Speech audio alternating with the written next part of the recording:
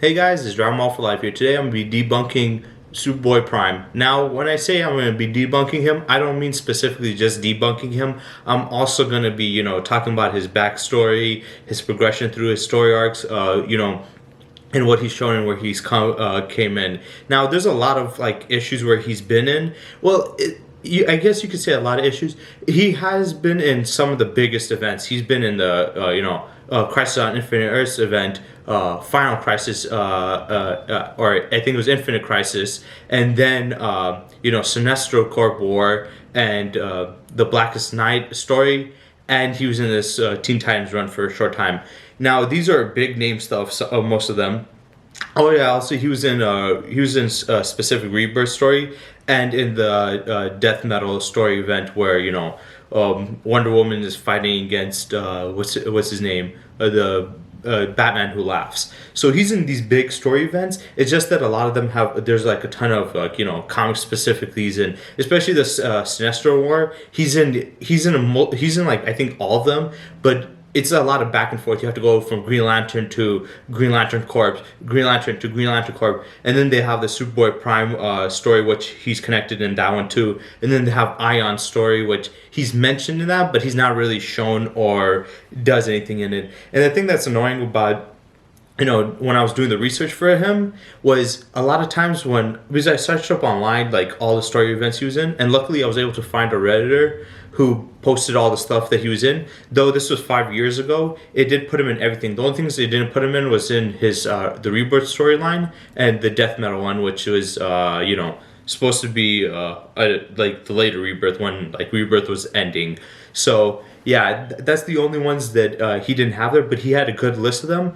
And the thing was, he did have some good lists, and I don't want to crap on this person, but the thing was, a lot of the stories he didn't even do anything in it. He was either just standing there or he just was mentioned. So there's gonna be a lot of that. I will try to put the link of the blog or the Reddit post in the descriptions. I'm still having problems on how to do that, but I'll get that down. So I'll get that down there. But yeah, he's in a lot of story events. The first time we really see him, I think it was in a pre-crisis story. It was far back, even before the whole Crisis on Infinite Earths thing. So he's in stories before that. Now, the thing about Superboy Prime that's interesting about him is he, compared to the other version of Superman, because Superman, he's a character that changes throughout time. Since he's a main character in the continuity, and DC, always likes to change their story and make these characters different levels of power, different backstories.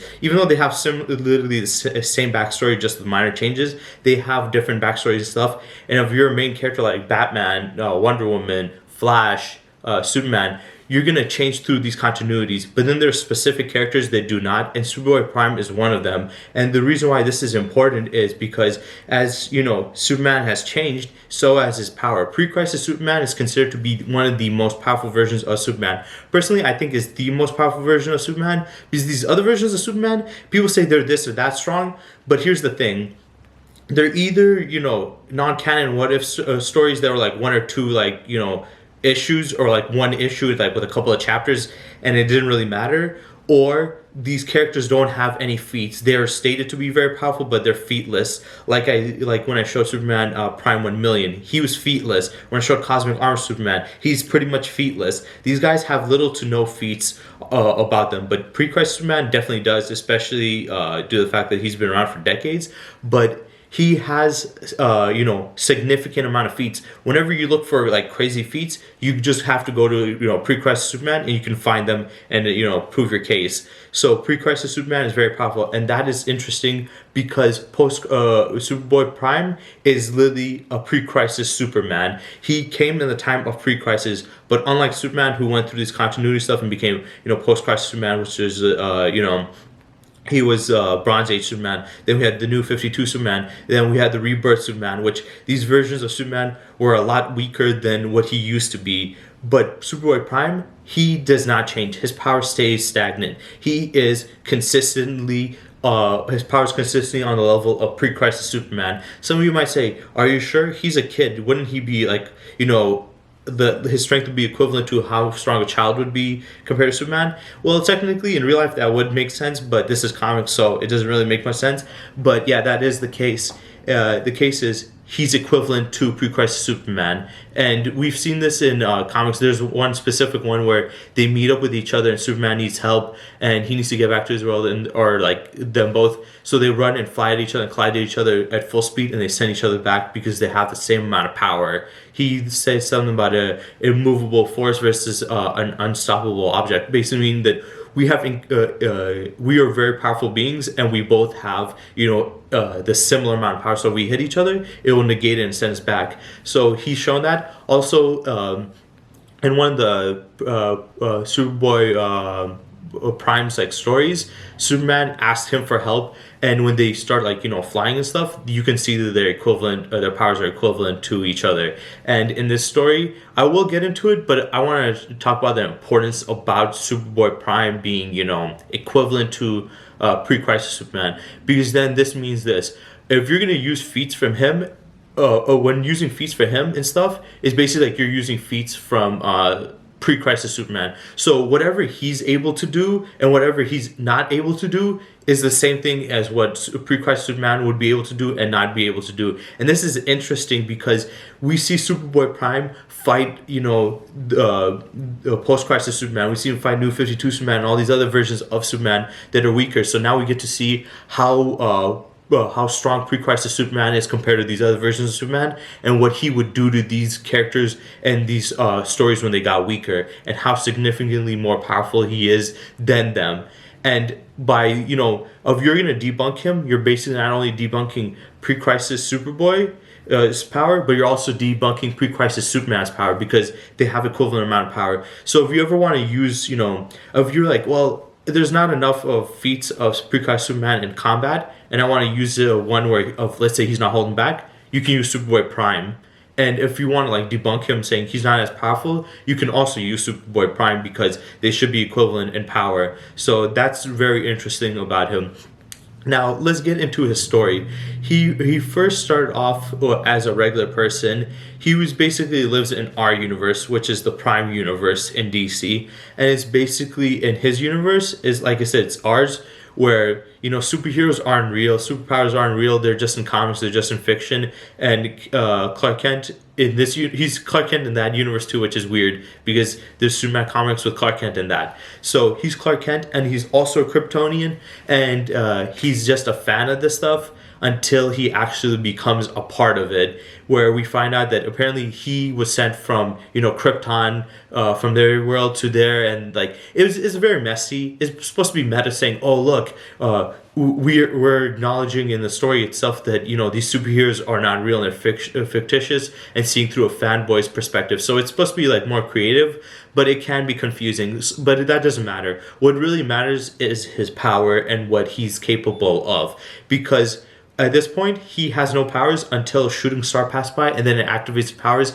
He meets up Superman, and he finds out that he has the powers of Superman, and he's equivalent to Superman. So this shows that Superboy Prime is equivalent to pre-crisis Superman, and though Superman changes and gets weaker, Superboy Prime never does. So you can always use him as a catalyst for how strong pre-crisis Superman would be, and how strong he would be against these other versions of them, and if he wasn't holding back. So this happens, Superman's he starts playing around with him, and then he picks up some asteroids and throws it up to write out, I don't know how to break the dimensional barriers. So basically what he's saying is he's trapped in this universe, and he's trying to get back to his own universe, and he can't get there because the dimensional barriers between his universe and Earth Prime is too hard for him to get through. He tried to destroy it, but he can't. So this is important, and I'll get into this, but what's happening in this story is his world's getting invaded by some aliens, and they fight them off, destroy them, and they do get this machine to match the vibrational frequencies of his universe so he can go back. So he doesn't break the dimensional barriers. He finds a machine that allows him to do match the frequency so he can leave. And this is important because a lot of people say because Superman is, he can do anything, he's this, he's that powerful, but no, he's not. He still has limitations. He can't even destroy dimensional barriers. He has that's his limitations at highest, is he can't destroy this dimensional barrier. Now, depending on it, maybe different types of dimensional barriers have different levels of amount of power that it requires to exert onto it, but that still showcases that there's dimensional barriers he cannot shatter. People saying that he can alter the fabric of reality with his powers. If he could do that, he would have been able to go through this. So after this, we have the Crisis on Infinite Earth story event, where the Anti-Monitor is trying to wipe out all the positive matter universes and trying to absorb the energy to his negative matter universe so he can get the power from it. And they're all trying to fight him. All these superheroes are trying to stop him and defeat him and destroy him. And they basically end up beating him, and Golden Age Superman actually destroys him, which showcases maybe Anti-Monitor is not as powerful, but he delivers the final blow to him. So they beat him, but he does kind of he does accomplish a lot of what he was trying to go after, because in the end of the day, it went from how many universes they had when they started off with to only 5. Only 5 remained, and then they combined those 5 universes, amalgamating into one. This was basically the writers saying, hey, we made a lot of mistakes, we made a lot of continuity errors, so to fix them, we're just going to wipe out all the other ones that we don't want or need. We're going to leave these 5 that we like specifically and combine it into one and just make it Earth 1. They had Earth 1 as one of them, but now it's just the main universe that has these other ones. So in doing so, it wiped out a ton of characters, a ton of backstory, a ton of other stuff, and all these other characters were sent to limbo, so they were to be forgotten and never shown again. Though they are shown later on again, because let's be honest, this is comics. So they're shown later, but these guys are stuck in limbo. These guys are stuck in limbo, but there's only a handful of people that don't meet this fate, and that's Superboy Prime, Alexander Luthor, Golden Age Superman, and Golden Age Lois Lane, who Alexander Luthor saved. Now, these are the only ones that survive. Everybody else either got wiped out or got their timeline changed and their history changed, and a lot of people got forgotten. And a lot of people literally got taken out of the main continuity. So this happens, and then Alexander Luthor's like, well, I got no other option because we have to hide somewhere because we can't stay here or we will be wiped out. So he creates this paradise dimension. I don't think he actually technically creates it. He creates this, dimensional barrier between these, because he states that he was looking for places he could hide, and he found hell, which was later on found out to be Apocalypse, and heaven, which was this paradise dimension that obviously already existed. He just created the barrier for them to be stuck in there. So they go in this paradise dimension, and by being in it, they can see, the universes that they saved and see how it changes and what it becomes into. And this is where the problem becomes from it. So they're trying to see how it works, because they're banking on, they saved at least some universes and that things are going to be better now, and they sacrifice their own world, so they don't have anywhere else to go, so they stay in this dimension. And this was also a way for the writers to be like, hey, these characters, we think they're cool and interesting, so we're going to keep them compared to anybody else, but we also have no real purpose for them right now, so we're going to put them in a place where we can, pull them out later at some other time and event. We don't know when, but it's like basically like a time capsule. We're going to put them in this time capsule, keep them there, and if we ever need them, we're going to bring them out. Obviously, they did need them, they brought them out. And it was actually kind of a smart idea because they did use them later on. And the time from, where they were put in that dimension to when they actually came out, and I'm talking about the timeline through real life, through the years of the comics, when they came out was significant. It took years for them to come back because they went in that dimension in 1985 when Crisis on Infinite Earths happened, and then by the time they came out and started the next part of the story, it was in countdown to Infinite Crisis and Infinite Crisis event, which happened in 2005. So they went from 1985 all the way to 2005, so around 20 years. It took them literally, they hadn't been shown or talked about or mentioned for 20 whole years. So basically, DC had them for 20 years in their back pocket until before they were to bring them back out. So they basically didn't do anything for quite a while. And as this time, they were basically just in this dimension watching all this stuff unravel and unfold. And they were kind of getting agitated because they sacrificed their worlds. They put all this work to stop the Anti-Monitors, to save these universes to become one. And they thought it was going to be a better world. They thought it was going to be a perfect world. But it didn't become that. It became, it became corrupt. There was a lot of evil and a lot of bad stuff happened. Batman got his back broken. Joker did horrible things, like I think shooting, Barbara Gordon. We had Batman creating the OMAC virus, which was basically Ultron's. He created like DC's version of Ultron, and he had like an Ultron invasion in the Final Crisis event. And Superman, he was going off on the deep end too. We had Wonder Woman killing Max Lord, who basically mind manipulated Superman to try to kill Wonder Woman. He made Superman think that Wonder Woman was Doomsday, who killed his Lois Lane with his child. So he was trying to go out after her, and she stops him for a moment by slitting his throat with her tiara, and then she snaps Maxwell Lord's neck to kill him, to punish him for what he did.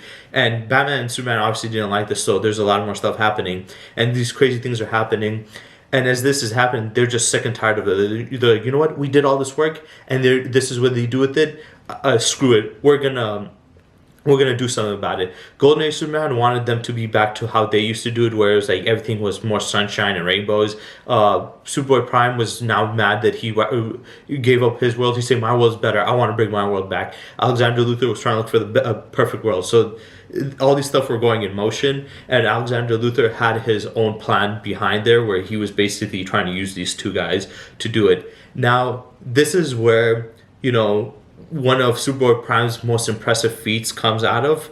And here's where it also gets kind of confusing, because it does get retconned. What happens in this event is Alexander Luthor knows that the only way to change things is to break out of that dimension. So he needs one of the Supermen to break out of it by punching with their power, because they have a lot of power to do so. And in the original one, it is Golden Age Superman who does this, and you can see in the comic book panels, he's punching it and he's destroying this barrier. He shatters it, and Superboy Prime even states he hit it until his bones started to crack and his knuckles started to rip and bleed. So basically, he was hitting until his hands were destroyed just to get out of the dimensional barriers. So he did it, and then this entire event happened, but that was the original one. Once when they retconned it, they actually changed it to being Superboy who did it. Now, I don't know why the person retconned it. Maybe it was a different writer. Maybe it was the same writer. I don't know who it was. But I don't know why they chose to do this. But they did. If I'm being honest, it doesn't really matter. It doesn't affect the story too much. It just affects, the power scaling.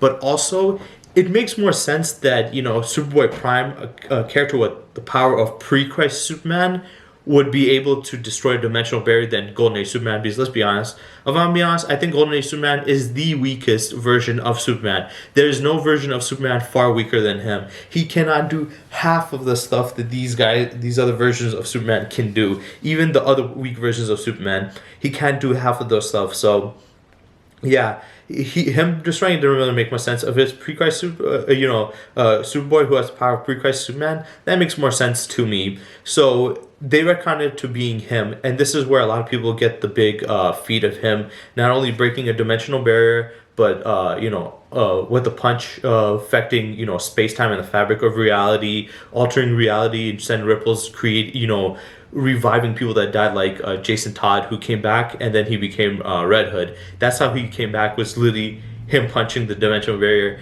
And they show this, but I want to debunk this and get into why I don't think it's as crazy as people are making it sound out to be, or it's what people are making it sound to be. Now, what do I mean by this? Well, first of all, he does not punch this barrier only once. He punches it multiple times, and there is more to it than that. So the first time, he punches it because he's mad, and when he does this, he sends this ripple throughout the universe that does, like I said, does that stuff. And Alexander Luthor mentions it. He's like, "Oh, he did it better than I expected. He sent ripples through stuff, the universe and stuff." And a lot of people assume that means that his punches have that much power that he can, affect reality with his punches. But here's the thing. The only reason reality was affected was because he was punching a barrier between dimensions. I think that's the only reason that happened. And I know a lot of people will say you're just downplaying, you're trying to discredit his power. He can do this. But the reason why I say this is this only happens when he punches it the first time. We never see him do this power ever again, because when he punches it the second time, doesn't happen. He later on punches it for hours. No effects to the reality at all happen again. And then when he's fighting, even when he's like, going off and attacking all these specific characters, he does not show any level of power to, be affecting reality with his punches. So how come it's the only this one time that is shown? And the reason why I think that is because the first punch, it shattered the dimensional barrier already. It shattered it, and by doing this, it had an effect on it. And I think specifically that the only reason that he had this that this happened wasn't because of his power, but it was because he was able to shatter a dimensional barrier that had connection to it. And then after that, the first time, it didn't really affect it because it already got breached.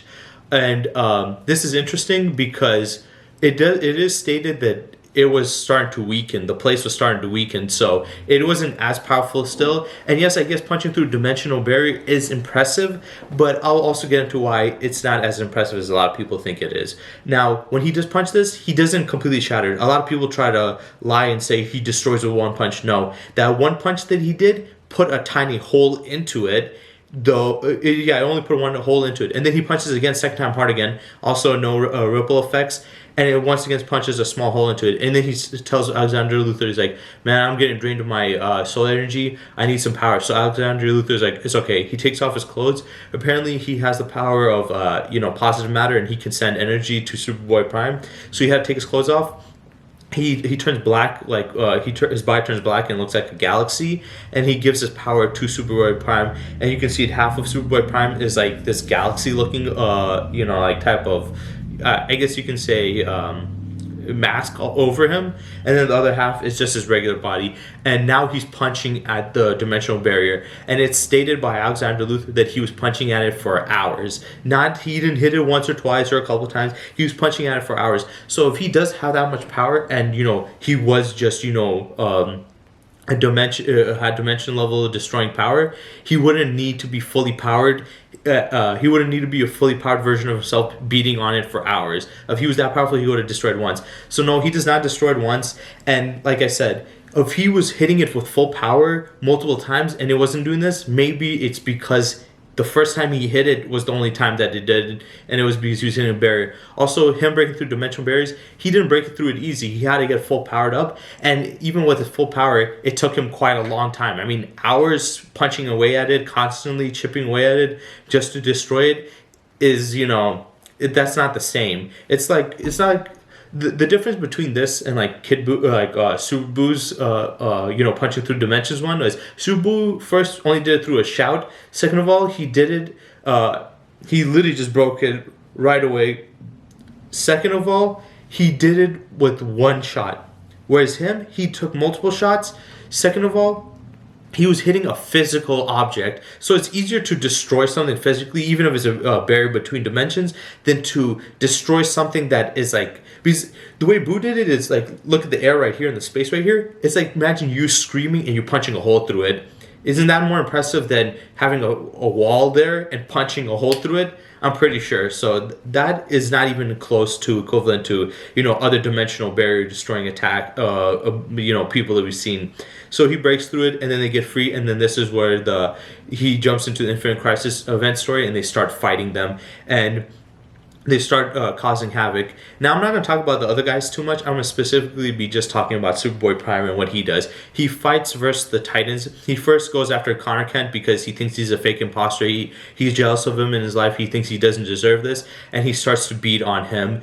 And Crypto comes in, bites him on the arm, and actually makes him bleed, and then he starts to hit Crypto. Now, a lot of people, like I said, they state that he is so powerful that he's this and that, but I was like, yes, is he way more powerful than these guys? Because he's bodying countless of them and he's killing countless of them. But let's be honest, these guys are not that powerful anyway. I mean, these guys are, in the end of the day, they're their post-crisis versions, which are far weaker. So post-crisis Superman, I don't expect him to be a threat to Superboy Prime, since he has the power of pre-crisis Superman. That's just a ridiculous way of thinking or arguing.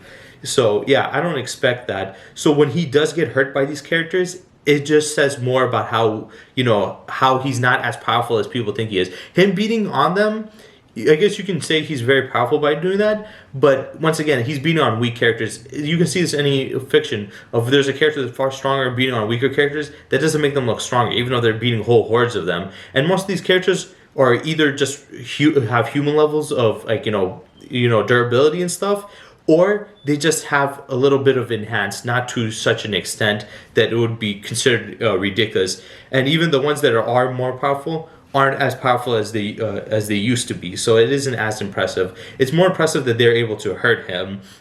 So Crypto was able to bite through him, showcasing that not only pre-crisis Superman is not untouchable, he's also not that much more powerful compared to them, and that the fact that Crypto can actually hurt him. And this is, he has the power of a post-crisis Kryptonian, not a pre-crisis one. And then even though he is dominating Connor Kent, and I'm not trying to say Connor Kent was putting up a significant fight, but Connor Kent did hurt him. You see, when he punches him, he makes him bleed. If he was that much weaker, and if Superboy Prime was so ridiculously powerful, his punch wouldn't have made him do that. It wouldn't have affected him like that. So he was able to actually at least fight back, even though you can argue, well, maybe he was holding back. But when he said he was holding back against the Titans. He wasn't holding back against Connor Kent. He was trying to kill that guy, and he does end up killing him in the end. And as this is happening, the Flash family see him as a threat, and they try to put him away. So it's Wally West, who's the main Flash now. It's Bart Allen, who's Kid Flash, and Jay Garrick's Flash, who are trying to push him into the Speed Force.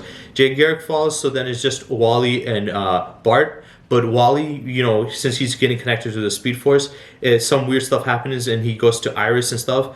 Or not Iris, his girlfriend, I forgot what her name is. He goes to her, and it's affecting, and now it's only Bart Allen, and Bart Allen's trying to push him back, but he's not strong enough.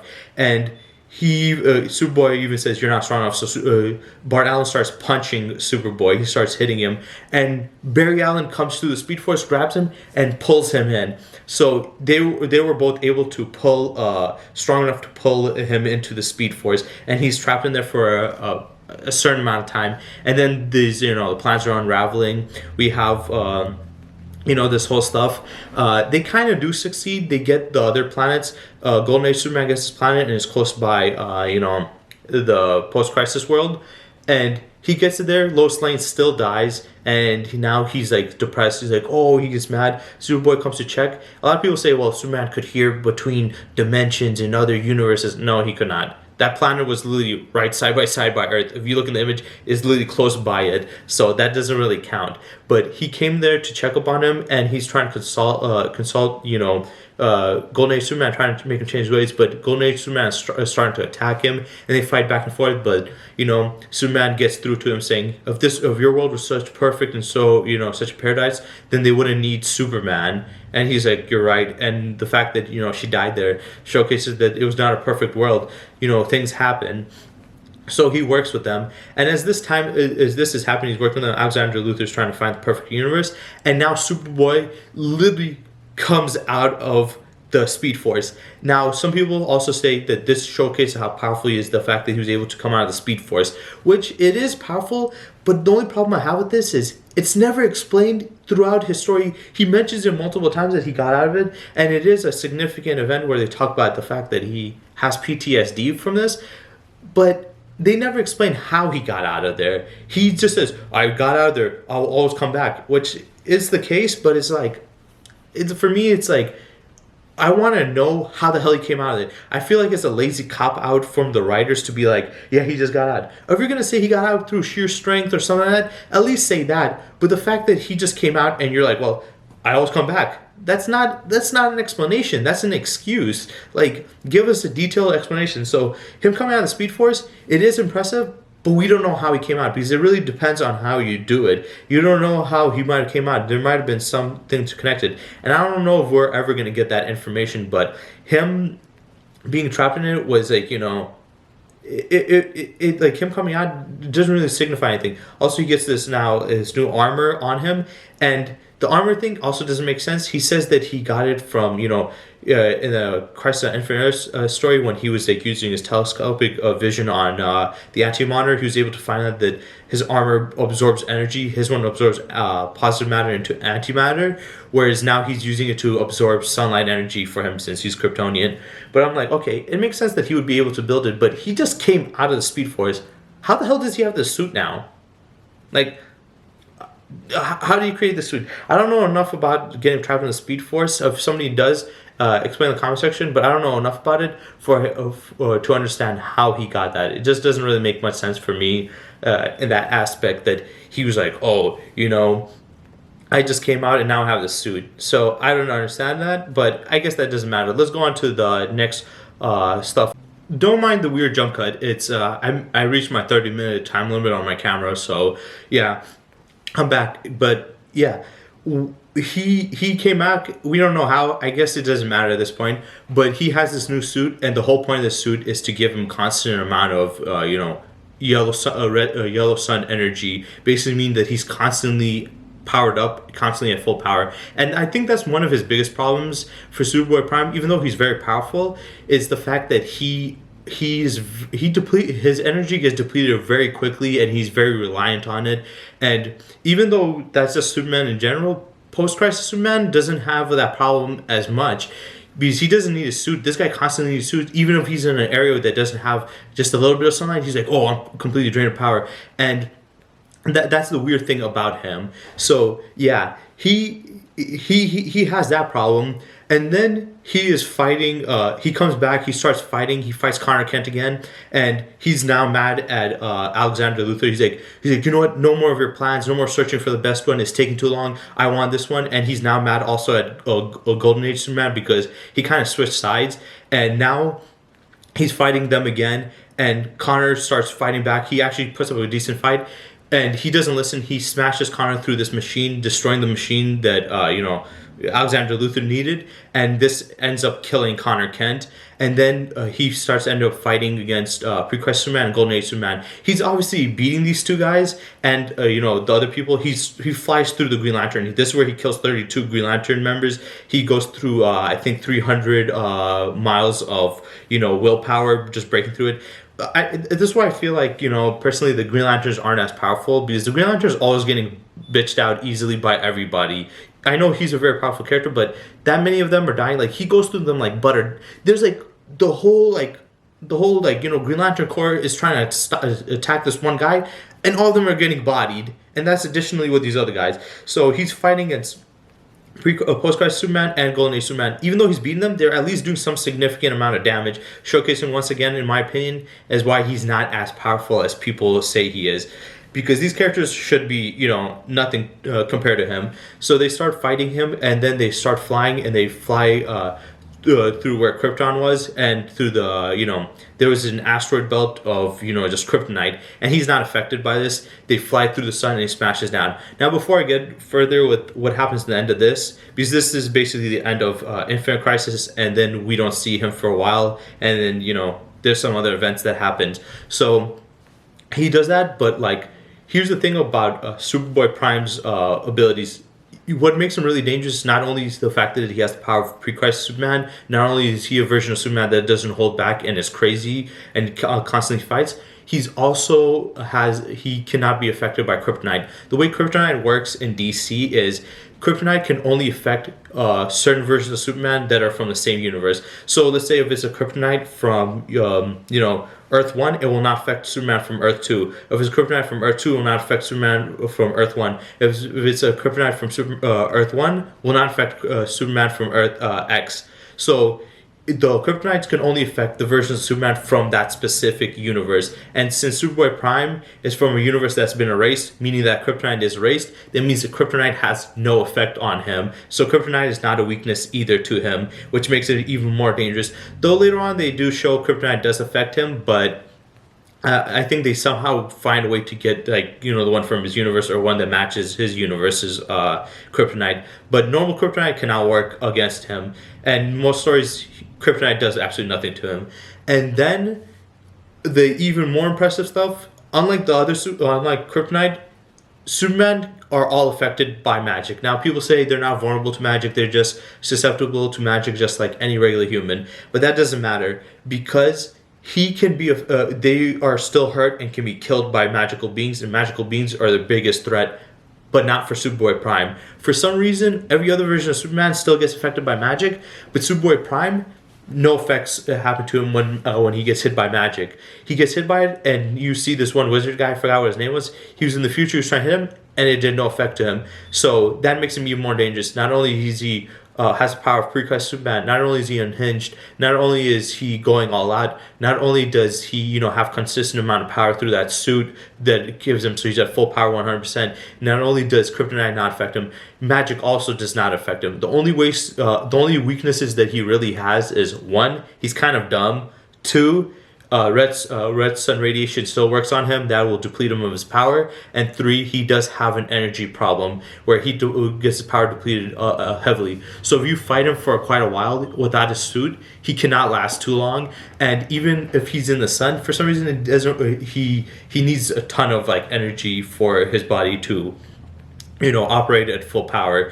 So this is important because when they fly him through there, the kryptonite is affecting Superman, but it's not affecting him. But they fly him through the sun and they smash him to the ground. And doing this, it the heat of a star. It evaporates his suit and it instantly depowers him, which is weird because usually in correct me if I'm wrong, but I'm pretty sure the way it happens with Superman is when red sun does drain him of his power, but it doesn't do it instantly. It takes at least a whole day for it to for him to completely go to regular human levels, a whole day. But in this case, Superboy Prime went instantly. He loses his powers. He even mentions it, and then he starts to fight back, hitting them with kryptonite rocks, and they both just beat the crap out of. They start beating him up, and he ends up killing Golden Age Superman, and Post-Christ Superman ends up beating him, and then they imprison him. So that was the end of him. He does go on a tirade. He does wipe out a lot of them, and he does do a lot of impressive stuff. So I will give him that. He has shown to be crazy powerful there, but there's no real crazy feats here that we see that we can be like, oh, he can destroy a planet or this and that. It's just that he beat a lot of tough guys, but then again, a lot of them weren't as powerful as him. It's just he beat a ton. Now, before I get into the Sinestro Corp, I think it was war event that they had, because that's the second time we see him again, and that's when he breaks out of his imprisonment. There is one impressive feat that he does do, and I know some people mention it, is the fact that Alexander Luthor needed Superboy Prime's help to do this. Apparently, the way what he needed was he needed Superboy Prime to move planets like a chess piece, as he said, from throughout the cosmos. He moved Oa and stuff away from the center of the universe, and he was moving all these planets around. So for some reason, I think they said that Alexander Luthor needed this for these planets to be moved away to be able to enact his plan on selecting a different universe and replacing it. So he needed to do this, but this is an impressive feat. I know a lot of people are going to say he can move planets. Isn't that impressive? And that is, but once again, he has the power of pre-Christ Superman. Remember, we saw pre-Christ Superman carry a chain of planets, at least 1,000 planets on his back. So him moving planets is nothing. Isn't that impressive compared to what we've seen before? But like I said, it doesn't matter how much he can lift or move. In the end of the day, he's fighting against characters who are not that powerful, and he's still not able to kill them with his punches. It matters more about what his feats are in a fight than just feats in general. So that is impressive, but I don't think people should harp on it too much. It's not that impressive.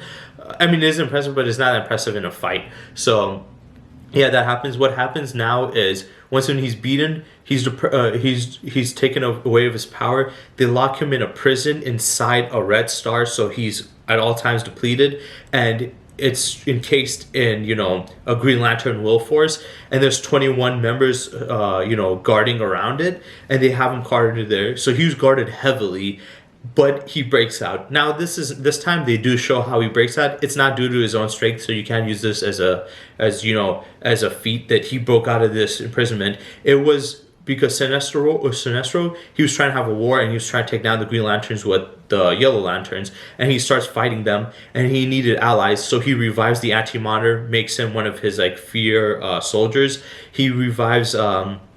He doesn't revive, but he gets this guy named Hank Henshaw, who is a cyborg Superman. He's not a Superman version. He's a human that has his conscious transferred over to a cyborg, and he's quintessentially, I guess, immortal, like he says. So he gets him, and then he gets Superboy Prime. So he gets there and busts him out and gives him this new fear suit, which I think would give him additional amount of power. So he breaks out of there, and they leave, and then they start this enacting of this fight. Now, in the Sinestro, this war event, there's a lot of issues, and there's ones that he's in, but a lot of times he's not doing anything. He's just sitting around there smiling, just talking. He shows up, he does more work towards the end of it than he does in the beginning. He doesn't do anything in the beginning. We start to find out what his plans are. He's still mad at the Anti-Monitor for wiping out his universe. Understandably so. He's mad at that, but he's mad at these guys, the heroes too. He wants to punish them, and he wants to take out the Anti-Monitor, but he says he's not going to take him out until he achieves what he does. Then he wants to beat him because he wants to punish him like how he punished him when he thought he was going to get his universe back and stuff. So he's just working with Sinestro simply just to take out him and to hurt them. So he comes back into the fight and he starts fighting them again. He starts fighting the Teen Titans. He starts fighting Connor Kent's girlfriend, who's mad that he killed Connor, and he's beating the crap out of them again. They're all trying to jump him. I'm not John Jones, but Martian Manhunter is also trying to beat him up. He's beating up all these big name guys. Bart Allen comes out, and he's an adult this time because some weird Speed Force effect, and he's terrified because he remember when he got stuck in the Speed Force. So now he's terrified, and people say this: he has a speedster phobia. He absolutely hates speedsters because he's terrified of them, and he's trying to get away from him. He starts beating them up. He beats up a Black Adam. He beats a lot of these, I guess you could say, top tier characters, and then he gets into a fight with Power Girl, Supergirl, and Superman. Power Girl and Supergirl knock him down to the ground. They start beating him up, and he gets knocked down to the ground, and they start to make him, once again, they make him bleed.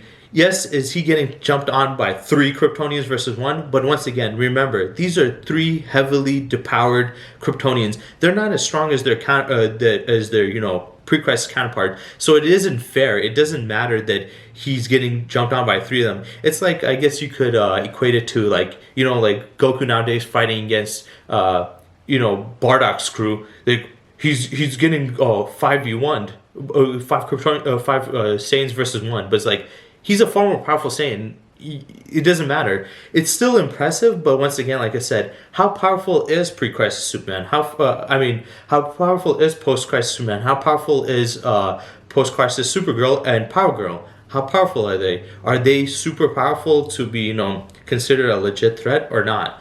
So yeah. The fact that he's beaten them isn't that impressive. It's more impressive that they're able to hurt him, because they do hurt him. They make him bleed. He starts crying because he's like, "You guys, this is being unfair. You guys can't do this to me." And Supergirl almost like lasers his nuts. She's like, I'm about to make you another Supergirl," which that was crazy. But yeah, they're hurting him. And yes, it is a 3v1. But once again, he should be beating them easily. He's significantly more power than them. So he gets beaten up by them, but then he starts fighting back, beats them up.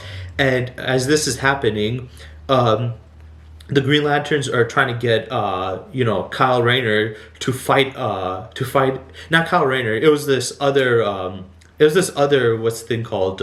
Green Lantern. They call him Ion, and he's a character. His species are known as Dexamites. Now Dexamites are supposed to be they're like Kryptonians. They're like a counterpart to Kryptonians, except their weakness is to lead. So basically, he is a Green Lantern who has the power of a Kryptonian. So he's like a Kryptonian Green Lantern with even more power than a regular Green Lantern, because he has the Ion Ring, which is basically the most powerful ring out of all the Green Lanterns. And he's stated multiple times to be the most powerful Green Lantern of all time. So he's the most powerful Green Lantern. He has the powers of a Kryptonian, and he has the most powerful, Green Lantern ring that has like stored of all the Green Lantern energy in it, and he has that put on, and he fights against Superboy Prime, and he's been training ever since they imprisoned Superboy Prime to be prepared to fight him, and he gets into a fight, and stuff starts to go off. Now people use this to say that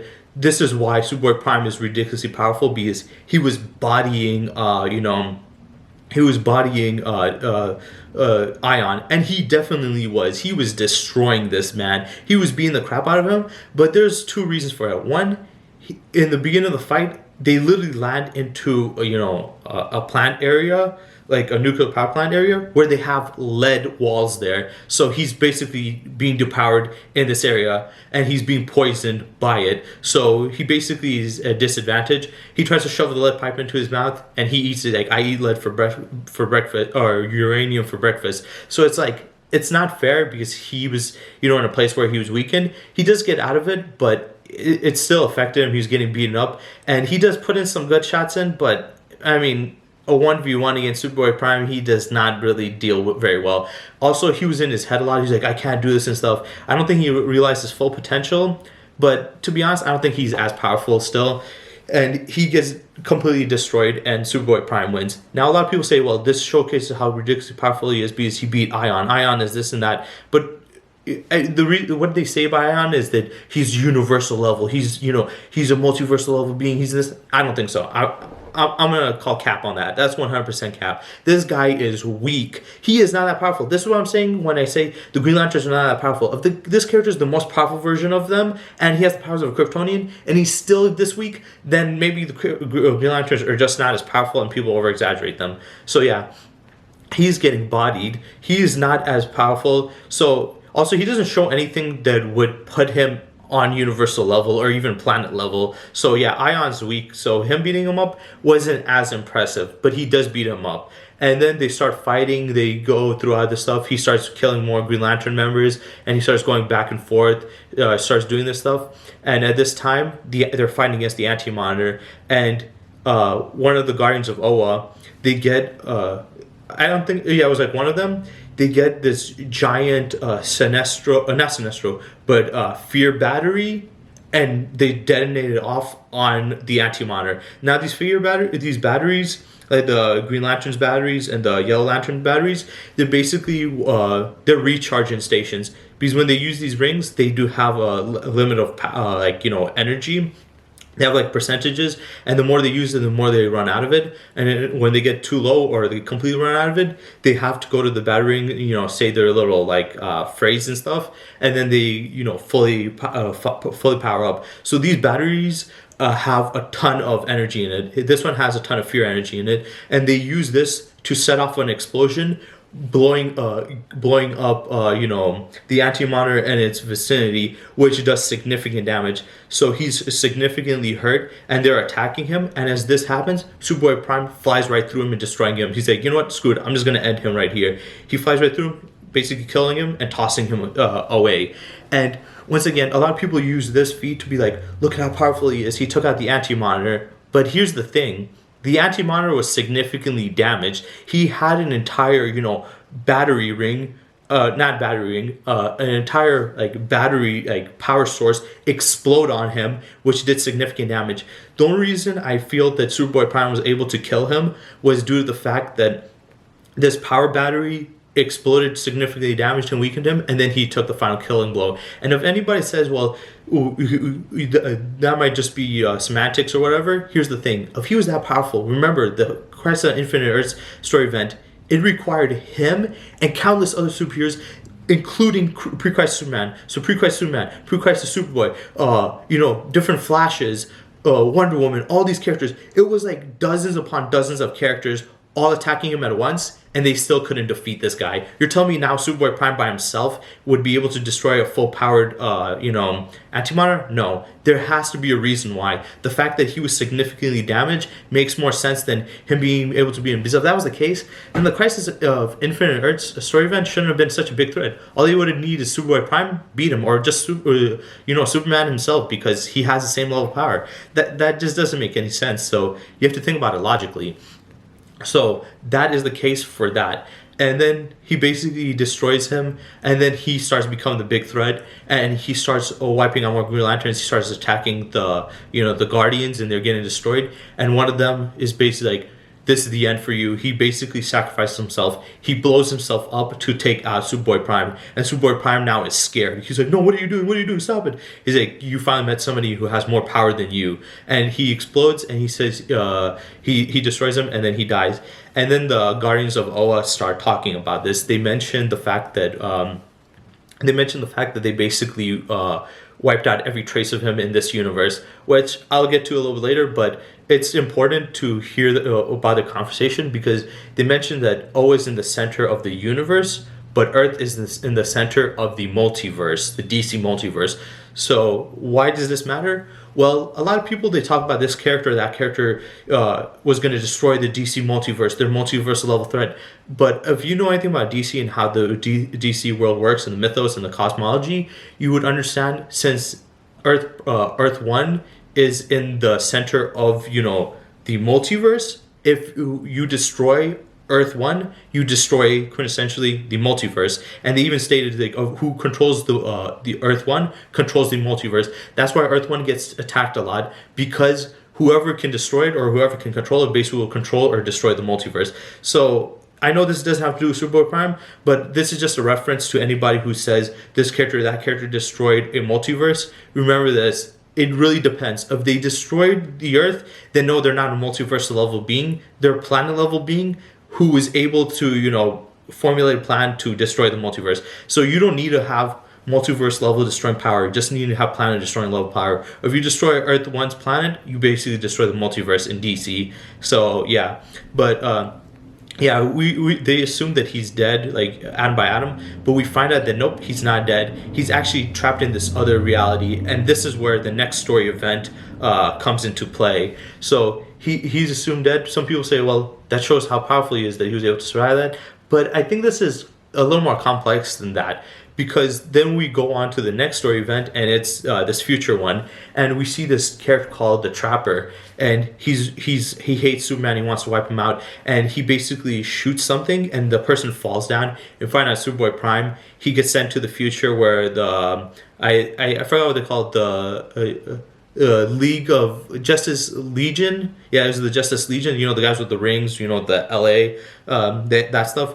The Justice Legion, or GL, whatever. Those guys are in the future, and he comes there, and he's just like learns more about his history, or like what people think about him, and they thought that he was a nobody and he didn't really have any effect, and they're saying these lies about him getting beaten by this person, that person, which pisses him off, and now he's going off and he's starting a fight in the future, and he does this by freeing some of the prisoners from the future, the most deadly prisoners, to start a fight with these guys in all this universe and stuff. So he starts a fight with them. He recruits these guys. He starts fighting with the Legionnaire. He goes to this one planet and he breaks them out, and then he starts he burns his symbol of the House of L onto the planet itself as he's doing this entire massacre. He killed, they said like thousands of guards that were blocking this area, but they were just regular humans with guns. So he killed a bunch of them, and now he's starting a fight with them. And Superman, they bring him there to stop him, and he's like, man, he's the biggest threat. He's gonna be hard to beat. So then they get into a fight again. Once again, he starts beating the crap out of a ton of them, and he starts killing a ton of these guys in the future. Once again, these guys are not that powerful. They haven't shown to be anything crazy. He starts killing them. And then in this story, we have two threats, him and the Trapper. So they're fighting them both. Trapper's in this other dimension that is outside of reality, whereas him, he's in the future. And he's trying to rewrite stuff. He's fighting them again. We see the whole Superman versus him. He's beating the crap out of them. Once again, there's a lot of fighting, but there's not a lot of feats when it comes to these fights. It's not like they state, oh, he can just do this or do that. It's just him fighting beating the crap out of these guys. And like, you know what? These guys are chumps compared to me. So he's fighting them. And then they basically bring Bart Allen, and he's scared again. And this time Bart Allen's a kid, but he's scared. He's like, oh my God, what the... At this point, I'm pretty sure he's like, can they stop with these flat speedsters? I'm sick and tired of them. So he starts fighting them, and he starts fighting Bart Allen's girlfriend, and he starts fighting lasers at him, but Bart is easily dodging them, and he's messing with them. And even though Superboy is stronger than Bart Allen's still able to keep up with him. So they're all fighting him, and then Superman, the Justice Legion are fighting in this dimension against the Trapper, and Superman's fighting against him, and these other guys are fighting against Superboy. And what happens is Superman tears off his clothes off of the Trapper, and the Trapper is revealed to be Superboy Prime stuck in this dimension. So this is what I mean by it's more complex. When the Guardian blew himself up, they thought he killed him, but what he did is basically transported him into this dimension that's between time itself. So he's outside of the timeline. He's just watching. He's watching and he's manipulating, and he's trying to erase Superman out. He's been doing it for years and years. He gets old and stuff and grows a beard, and he tries to take him out. But he just cannot. He's like, I've been trying my hardest to get rid of this guy, but I just cannot seem to get rid of him. Like, how do I do this? So he's been trying to get rid of him, and he says he has this power to, he can manipulate time a little bit, and he says he can choose any timeline scenario and have the perfect timeline and have this and that. And it is revealed later on that he is lying. He can see through these different scenarios, but he can't really affect them that much. And there are scenarios where he loses, and he was lying to them because he didn't want them to find out. But they do find out later on, and they find out a way to beat him. So they all attack him. And they basically use this vibration thing, like this magnitude thing, which basically amplifies his time powers to basically bring everybody, all these Legionnaires from different timelines, and even the ones that died, they all come out, and it's like a whole horde of Legionnaires, and they start attacking him. He gets electrocuted and stuff, he's getting beaten up, and he gets beaten down and loses. He gets completely destroyed. He gets completely destroyed in the fight. He 100% loses in the fight, So yeah, he gets destroyed in that, and they bring him into the regular world. They get him out of the time world, and he meets up with Superboy Prime, and he's trying to tell him hey, look, calm down and stuff. He's like, I don't listen to your stuff. He's like, I could not be this stupid. He's like, who are you calling stupid? And he tries to attack him. He's like, no, don't do it. They touch, and once they do it, this messes up the time, and this just goes crazy. So that's how they lose this time. Superboy Prime basically jumps the gun and attacks his future self that was from this other dimension. People try to use him like he's he's a super powerful character. He can mess with time, but he's not untouchable. You saw he got destroyed. So he touches him, and then this happens, and we don't see we don't see him again for a while. For some time. We don't. No. When he touches him, what happens is it changes his story, and now he's back into his universe, but he has no powers. He has lost his powers, and he's back into his universe, and now he's just became an internet troll. Yeah, he's literally just an internet troll at this point. He loses powers. His parents find out because they have the comic books like, I can't believe you did this, and it's supposed to be super meta, and now he's an internet troll. He goes on DC's website and starts talking shit. He's talking about how how Superboy can be redeemed and stuff, and he's pissed off at this. So that's how he's beaten in that time. He's basically set to the real world, and all he can do is set some angry post, and a lot of people hate him. It was basically the writer saying, we get it, fans, you guys hate this guy, he's a whiny little kid, he's obnoxious, we'll give you that. So that happens. We don't see him for a while until this the Darkest Night event, where certain people that died in this universe get revived. Alexander Luthor got revived as a Black Lantern, and he goes into his universe to fight with Superboy Prime. Superboy Prime doesn't have any powers, so he gives him his power back, and he starts fighting him. He starts fighting these other guys, and they can just keep on regenerating, so he can't even kill these guys. And these guys started destroying him and beating him up until he puts on one of the black rings. It turns into a red ring, and he starts to beat them up. And then the events that are happening with the Black Knight event, he starts losing it, and he changes into different colors. And at the end of this event, they basically defeat them. So it's over for him right there and then.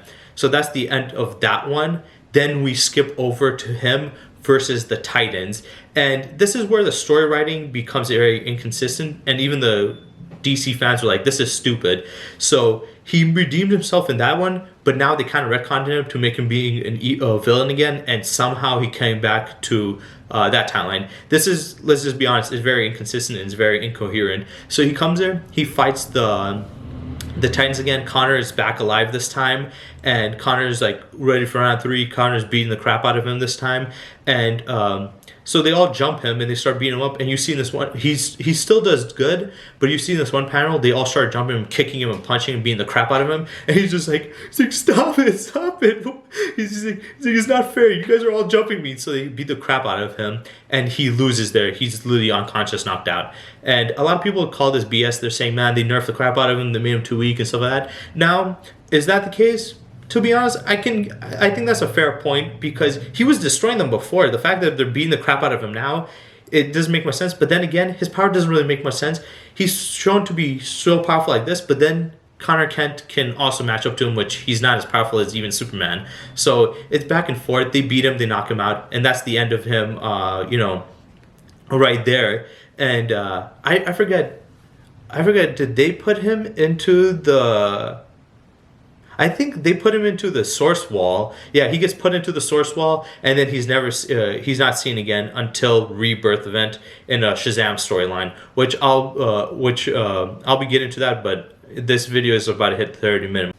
So yeah, he's put into the source wall. If I remember correctly, I think it was in this event. He's put in the source wall, and then somehow randomly he shows up in the Shazam Rebirth story, fights against him and Black Adam. He beats the crap out of them both. Black Adam's kind of mentoring Shazam, and they both fly at him. There's nothing really crazy. They both fly at him, hit him with a punch. Shazam, Black Adam uses the word Shazam and stuff, which takes away his power and make him old and killing him. So he sacrifices himself to take him out. So these both guys, they use their full power, knock him out, and beat him. So he gets beaten by Shazam and Black Adam, which once again, a lot of people say this was BS and makes no sense and inconsistent. I can agree with that. I think that's fair enough assessment to make, that it's weird to lose to these guys. Like, you're telling me he's bodying all these Green Lanterns, bodying, Martian Manhunter, Superman, Supergirl and Power Girl, all these other characters, but now he's getting beaten by them. So that happens, and it also doesn't really make much sense. They don't explain how he came from the source wall. Then we get to the Death Metal story event, which is the final event he came out of. He doesn't really do much. He does fight the Batman Who Laughs. He doesn't really do anything. There's nothing really crazy that happens there, though. There is this quote that is important, because a lot of people say that they state that Superboy Prime came out of the source wall by using brute force. He uses brute strength to break out of it, but that wasn't true. The other stories where he came out of it, those were kind of like, it didn't make sense. There were like inconsistencies in the continuity, because they stated after those that he was still in the source wall. So it's like, how do you get out if he's stuck in there, So he came out of the source wall, and he explains the reason he was out was because of what was happening in the Death Metal, or like the Black Metal, event storyline. Wonder Woman, Superman, and Batman stuff, they were doing a lot of crazy stuff, and they basically destroyed the source wall. So throughout the story event, the source wall got destroyed, and in doing so, it released him. So no, he did not destroy the source wall himself. He did not force himself out of it. He did not destroy it out of brute force. It was because of the events of the Death Metal storyline that basically led to him breaking free. So that was it. That's the end of basically his story. We haven't seen him since. I think they've tried to redeem him more, which is very admirable, and I think it's interesting. But yeah, there's that. So let me get to my final sentiments, because I think this is hit over an hour long. I was trying not to get too long, but let's be honest, there's a lot to talk about this character. There's a lot of story, backstory, and stuff. So yeah, I had to ramble on quite a bit. But yeah, so let's talk about his power. People put him in a high regard. They're saying since he has pre-crisis Superman's power, that he's like nigh omnipotent. He's like a godly being. He's universally easily multiversal. He can affect the fabrics of reality with his punches. He's easy dimensional, can break dimensional barriers. He is this unstoppable force. He's like this godly being. They also say that he is like multi-dimensional, 6-dimensional, 11-dimensional, stuff like that. But from what I was able to do in the research and what I've been able to talk about in this video and show, that isn't really the case, if I'm being honest. He is powerful and he is a legitimate threat, but the guys he's going against are not that strong, so it makes sense. He hasn't shown anything feat-wise that was too crazy. The craziest feats he has was the barrier thing and the plant stuff. The plant stuff, we've already seen it before, and it didn't really show much in the fight itself. And the barrier stuff, I already went in depth in explaining that. So personally, what do I think about him?